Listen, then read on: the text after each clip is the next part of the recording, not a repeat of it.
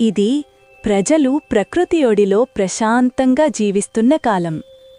ప్రకృతి మనకన్నీ ఇచ్చింది. ఇక్కడే నిజమైన ఆనందముంది. ఆ ప్రజలు రోబోలను సృష్టించడం ప్రారంభించారు.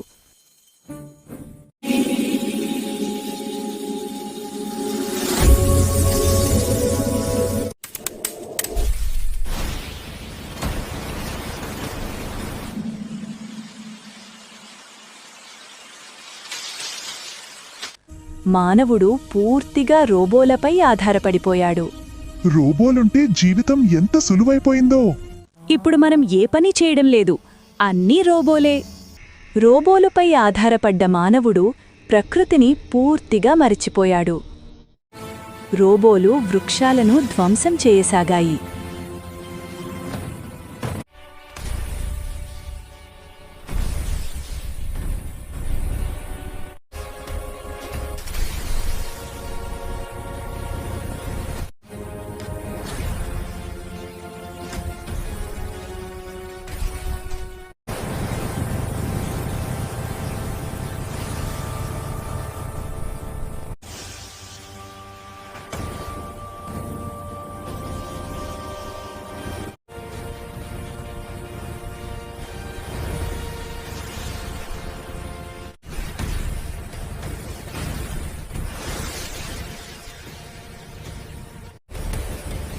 ప్రకృతి నశించడానికి సహించని వనదేవతకు కోపం వచ్చింది.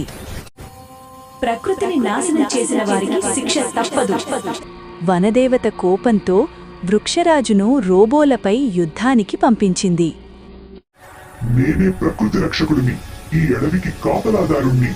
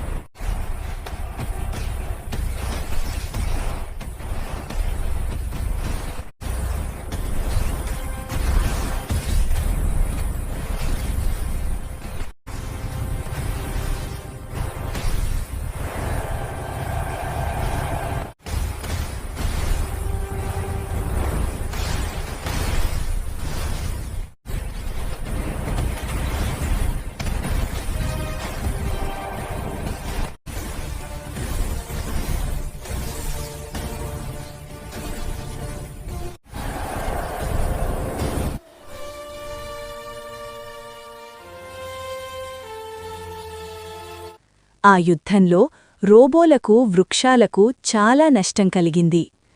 ఈ యుద్ధంలో ప్రజలు చాలా నష్టపోయారు మరియు ప్రకృతి విలువ తెలుసుకున్నారు. రోబోలకు, వృక్షరాజుకు మంచి స్నేహం కల్పించారు. మీరిద్దరూ శత్రువులు కాదు, మన కుటుంబమే. అప్పటినుంచి మానవుడు వృక్షజాతిని పెంచడానికి రోబోలలో ప్రోగ్రాం చేశారు. వనదేవత కూడా శాంతించింది. ఇదే నిజమైన భవిష్యత్తు. ప్రకృతి, సాంకేతికత, మనిషి కలిసి ఉంటేనే ప్రపంచం బాగుంటుంది.